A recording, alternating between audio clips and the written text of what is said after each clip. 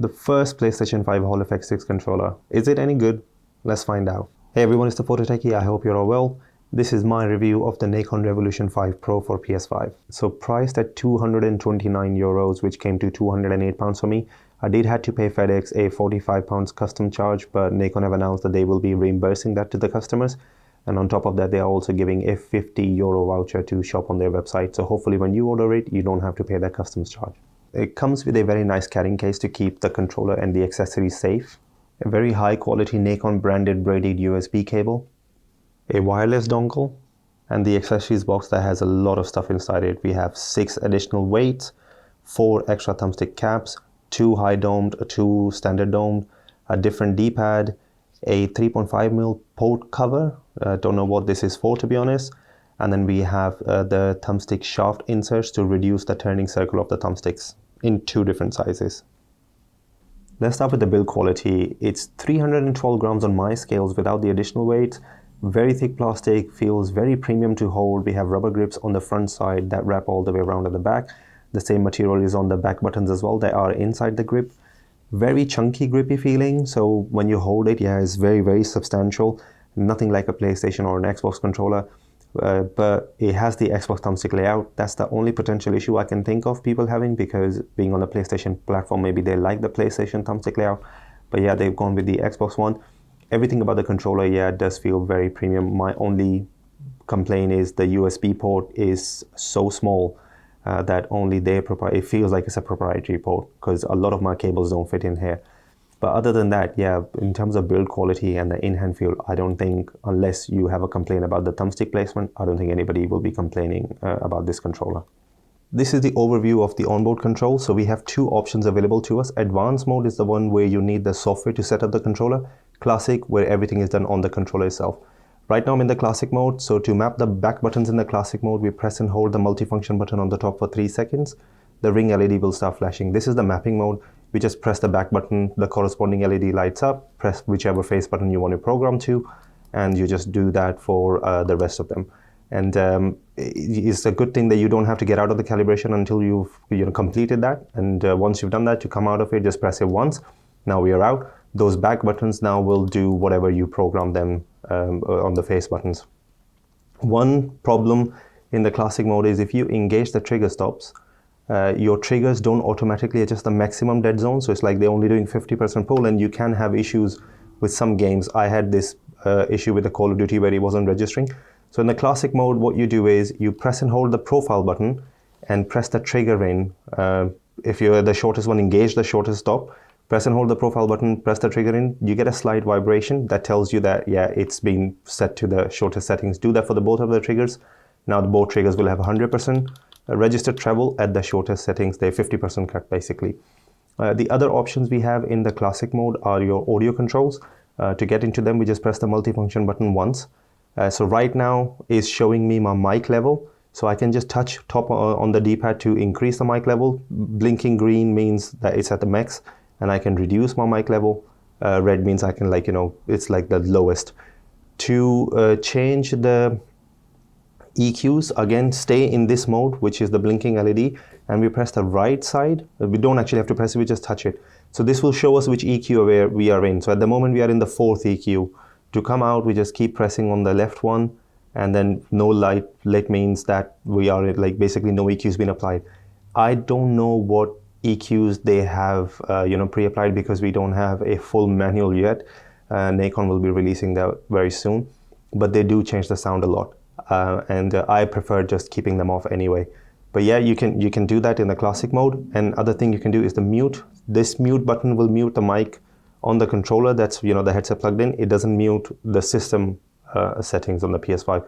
Same thing with the volume. So we have volume controls at the back for the headset. They have different levels, and so the red one. So if I press the button again, so the red LED, when it's blinking, that means the audio has been completely cut off. And one single, this is the lowest, I believe it's like 25%. Then this is 50%. This is 75%, the green light. And then when it blinks, it's the full 100% volume. So you don't have incremental adjustments, but it's like, there are 4 different ones. And the mute button, like I said, it will just mute the mic. Now I will show you the software overview, because you need to be in the advanced mode to configure the controller through the software.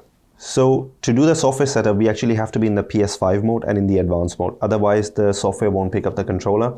PC mode doesn't work on the software, so you have to be in the PS. It prompts you that you have to be in the PS5 mode and in the advanced mode. This is the opening screen. Just make sure that you check if there's an update. If this little green dot is red, that means you need to do an update. There was only one update that just took out the invert XY axis. So do that if that's available. Then we have PlayStation 5, PlayStation 4, PC. So your different setups. And when you click on it, inside the setup, you have these 4 profiles. They are usually allocated to the Premiere. These Premiere ones are allocated to your profile slots. I would just highly recommend just making your own, because these are doing some weird stuff to the sticks. Even the FPS was just so laggy. So make your own profile. To do that, you literally click on the new profile button, name the profile, editor, you have to name it as well, and then you select the slot. Once you've done that, it will be basically show up whichever slot you chose. Click on the profile. We go into so it gives you a snapshot of what you've done inside the profile, but you can click on the edit profile. The first section is mapping. So advanced mode doesn't allow you to map the back buttons on the controller. You have to be here on this screen. And you can actually map any button to any other button on the controller, but you can't press them. You actually have to select them on the screen from the list. So we go to the back button mapping. So we have S1, S2, S3, S4. These are the extra back buttons, and then you have to click on them and then select whatever button you want to map to. Once you've done that, we go into the sticks and D-pad. This is important. So they've given us the ability of different response curves. So you have different options available for your right and different options available for your left. And then we have this selected shaft. So in the box content I showed, there are different shaft diameter inserts. Make sure the right one is selected. So if you are using the small one, which is basically how it comes out of the box, the small is selected. If you select the medium one, what's going to happen is your stick will reach the 100% way before it hits the maximum thumbstick gate, because those shaft inserts are for you to reduce the turning circle of the thumbstick. So make sure the right corresponding one is selected. So yeah, pay attention to that one. To me personally, linear was the best out of everything. I even tried doing my custom ones, but no, I think linear is the best. One option I'd tell you to definitely try is the sensitivity plus. So sensitivity plus is basically like what GameSir G7 SE has. It's like a raw mode, so it doesn't have a radial out gate on it, like out or dead zone. It's a raw mode, and it's like an extreme version of the raw mode. So I'll show that in the sticks performance one.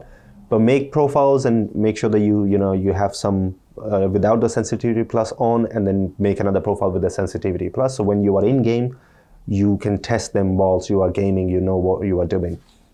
So make sure we check the right things that we've done. This D-pad one, I'm only using the 4-way D-pad, but if you're using the 8-way one, make sure that you select the 8-way D-pad, and then we get the option for invert left and right sticks.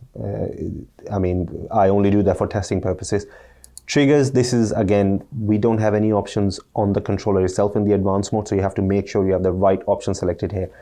So I'm using half because I have the trigger stop on, and then I would highly recommend you use the instant setting. Don't go into any of these short delay, like you don't need that dead zone. Trust me, there is a lot of resistance on the triggers, which I really prefer. Use the instant, you won't have any accidental. I haven't had no accidental actuations whatsoever, and I do rest my fingers on these triggers. I don't keep them up. So make sure you select the right positions. Lighting effects is another one. You can, select the ring light, what behavior you want it doing. I did just to give myself a visual representation of which profile I'm in. So if I'm in the hyper one, I chose different, sensitivity plus, I chose different settings. If I was in the normal one, I chose different colors. So that's just a good way of doing that. EQ is one unique option we have here. We have a 5-band EQ, and you can adjust that. So you can do a custom, or you can select from one of their list ones. Now, what happens with you only allowed one EQ option. So in the classic mode, we have 4 EQs, but in the advanced mode, we have 1 EQ, and you can only enable it or disable it. So it kind of like you have 2 options. So you can completely disable EQ, no EQ applied, or you can enable it. So again, a very good option that at least we have something. And then in the test area, this is important. You can test your back buttons mapping, that you've mapped them to the, the right functions that you wanted. Test your triggers here and pay attention to the sticks, that they go to the 100% when you reach the maximum. Because if you had the wrong shaft diameter insert selected, then this will just literally go to the 100. I'll just quickly show you. So let's say in this profile, if by mistake I had medium selected and go into the test, I will just go out and it will just hit way before I'm hitting the maximum, the thumbstick gate of the controller. So make sure the right one is selected and test it here. It will take some time to basically get all of these done. So I would highly recommend you make all 4 profiles, all of these 4 profiles your own. Don't leave any of these other ones on, because it has happened to me where I've pressed the profile button by mistake, and whilst gaming I didn't even realize that I had changed the profile, because there's no prompt on the screen or anything on PS5. Everything is done on the controller itself.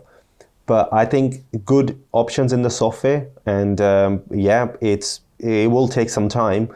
Unfortunately, you have to have an access to a PC or a Mac to do this. There is an app promised by Nacon that's coming for the iOS and Android, but that's in 2024. All right, guys, so the X input test, we have 250 Hertz polling rate in the PC mode, and I'm sure PS5 will be the same, but it's locked at 250 Hertz. It's good, it's like, quite consistent, no outliers. But if I try and overclocking this, so I'll quickly show you guys that. So if I try and overclock the controller to 1000 Hertz, it doesn't do anything. It stays at its, the 4 millisecond response. But of course the software will show that, yeah, it's taken the overclock, and it will show, yes, it's 1000 Hertz. But if you go into the X input test, it will stay at 4 milliseconds. I've tried this in the wireless mode. I've tried this in the advanced mode. In the classic mode, yeah, it stays at 250 Hertz locked. So yeah, it is locked, unfortunately, for PC users at 250 Hertz. So now I'm connected via the wireless dongle, and I'll do the X input test again. And the good thing here is actually quite solid at 4 millisecond response. And we see some outliers like 7 milliseconds and stuff, but it's still showing at 250 Hertz. So good wireless connection with the wireless dongle as well. All right, face buttons. So these are membrane style face buttons, but I have to say, for membrane face button, these are probably the best ones I've used.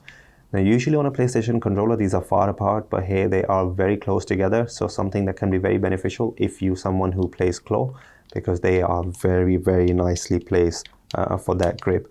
The resistance is nice, not too much, not too little. There's a slight wobble, but the experience feels really good. D-pad again is the membrane style D-pad, and really good amount of resistance. We have 2 different options. I just switched to the 4-way D-pad because I don't play any fighting games. Never had any fault situations. Very nice. Nothing special about the other buttons. Good, they do the job. The trackpad presses in as well with a nice click. And then we have the volume controls at the back. This could be a potential issue for people because you kind of you can't feel them properly, but they are there. And all in all, with the face buttons, I don't think you will be complaining. It is, yeah, maybe they could have used micro switches, but I think it's a premium experience anyway. Best membrane buttons I have used. Let's talk about the triggers. We have one stage trigger stop, cuts only 50% of the trigger pull. And the physical design of the triggers are actually very nice as well. The material, the paint they've used, were very soft feeling and matte, and there are some, the textures in the middle. The rounded corners feel very nice to hold. I use the instant trigger settings, and the resistance is very high on these triggers, so I never had any accidental actuations of the triggers. To be honest, yeah, they could have taken out a bit more travel. I'm not complaining because the high resistance sort of make up for only the 50% travel cutout. And like I said, you can use instant trigger settings. Maybe they could have implemented an auto adjust dead zone when you engage them, because you have to manually do that in the classic mode, or if you're in the advanced mode, you have to do that in the software. But yeah, for a premium controller, my only thing is I'm happy with it, but somebody might say that, yeah, they could have taken out 75% of the trigger pull or 80%, and these would still work because these are Hall effect triggers. All right, as we move on to bumpers. Bumpers, I have to say, very nice. I really like these, the design of the bumpers, moving from the triggers to them. Felt so good. They feel tactile. The press is nice. You can press them from anywhere, depending, wherever your fingers land. You can press. Not like there is a place where you can't actuate them. Using them in Call of Duty, they work 100% of the time, and like I said, they feel very tactile. The material, again, the paint, what they've used is that matte feeling paint. Soft feeling, it's very, very good. Yeah, definitely feels premium when it comes to bumpers and triggers. Let's move on to the back buttons. So we have 4, and these are using omron switches. I have never used a controller with omron switches in the back buttons. I have thought that, this would make sense because you want the longest life possible. But unfortunately, there is not a lot of feedback when you press these. So when you're gaming, especially the ones inside the grip, these ones for your ring finger, when you press them, you don't feel like especially when you have the headset on, because you don't hear the click. You don't feel like if you've pressed them. That's such a shallow press. But they actually work really well once you get used to them. It's a good design. But my problem with this one is the upper two, these ones, they're very slippery. So same sort of like material that they use on the triggers, the paint. But I wish there was some sort of grip here, because you have to press them inwards. And I do find it very difficult. So initially when I was playing with this controller, I thought that I will keep the top 2 as my jump and crouch. But I just couldn't do the time jumps, and I just couldn't use them fully. So what I ended up doing was using the ring finger for the inside grip buttons to do jump and crouch, and these ones for weapon swap and breath hold. And once I did that, once I made that adjustment, my days, this is actually a really good back button design for me now, once I got adjusted to it. Yeah, being able to weapon swap, jump, and things like that, it's absolutely amazing. You will need to adjust to it, because I've never used this inside grippy buttons before, so this is the first time. But thankfully they have used the grip on it. I wish there was a little bit more resistance on the ones inside the grip, so they give you a little bit more like a feedback that you are pressing them, because at first you will feel like, did I press them? So a little bit strange. But once you get used to it, I think this is a very functional and hopefully a very long-lasting back button design. Alright, the physical thumbsticks. The shaft is a bit higher than the standard controller, which is something I noticed straight away. The thumb cap material is actually very grippy, and we have many different options. So the concave ones, and we have the domed ones. The dome ones, the micro texture, feels very, very grippy. It really surprised me. Now, my first complaint with the build quality of this controller is the use of this design. So there's only 2 plastic tabs, and you have to pull the cap out and put this in, and it's only held by these 2 sort of little tabs. Now, when I was testing the controller, I was using the different shaft diameter, so I was pulling it out a lot, like, the thumb caps, and checking different response curve with different shaft diameters. And what's happened is, my favorite ones, which are these concave ones, they've developed a bit of a play. So when they reach at the ends, and if I'm pushing too much, they move slightly inside. It's such a strange thing, and other controller I've encountered this on was the Razer Wolverine V2 Chroma, and it gets annoying after some time. And I just wish that when I was testing the material, the different shaft diameters, I had used maybe the thumb cap that I'm never going to use. So that's my tip to you guys. If you are trying to test your settings, maybe use the ones that you don't like. So if you don't like the dome ones, use that one. If you don't like the concave ones, use that one.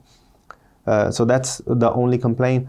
And the shaft being longer, the precision rings might feel very loose to you. So if you're using the softer ones, they might not even do anything.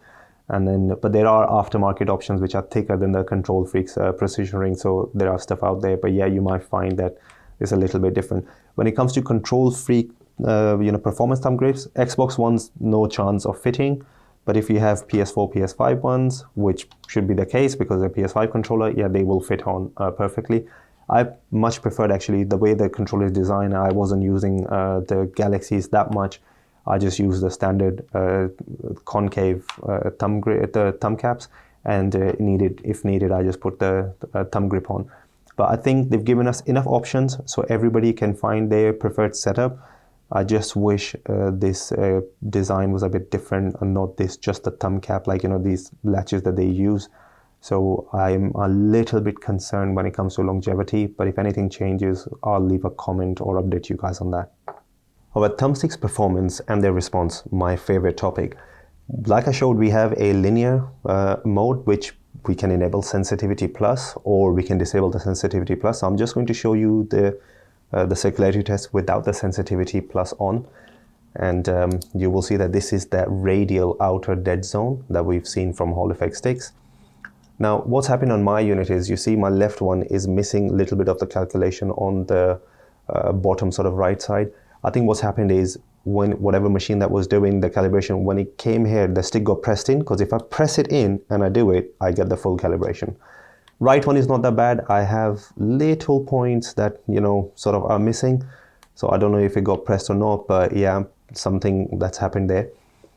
But this is, so without the sensitivity plus, we have an outer radial dead zone. But if you go into the sensitivity plus, we have a raw mode, which is you know, something similar to the GameSet G7 SE, but this is like extreme raw mode.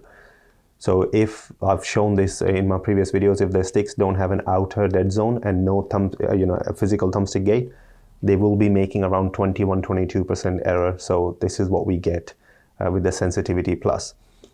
In my personal experience, this worked the best for me, because when you will start playing with the Hall effect sticks, initially you might find that there is a bit of a disconnect. You will feel like, okay, is it, you know, as if like there is an acceleration or something going on.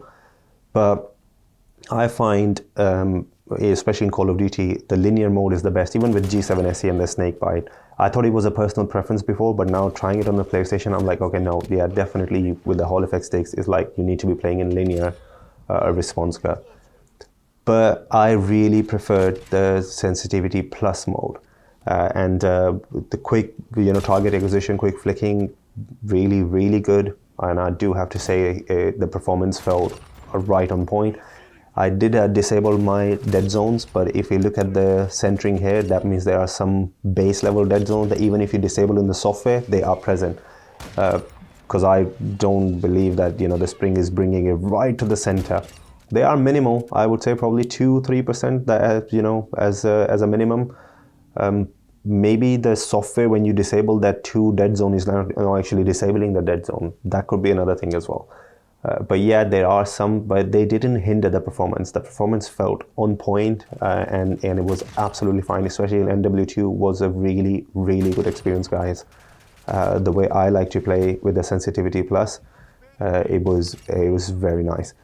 MW3, I did have issues, but I don't know if it was the beta that was the issue or whatever. I just couldn't couldn't dial the sensitivity correctly, and I was just changing my settings a lot, and every time it felt, I didn't feel connected to the aim. It felt like there was something off, and it wasn't just this controller.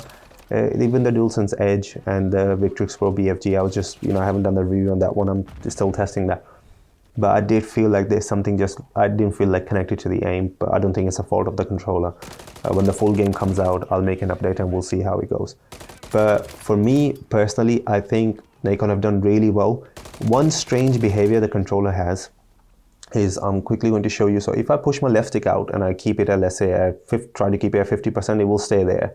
If I push the right stick out, you see that hyper calculations going on? There is no jitter, the stick will stay. This is so it's like within the 1%, it feels like as if it's doing a lot of hyper calculations within, you know, the stick is responding a lot more than the left stick. Like it keeps responding to whatever you are doing, it doesn't stop. Even if I go to the maximum out, it will keep doing some sort of calculations and stuff.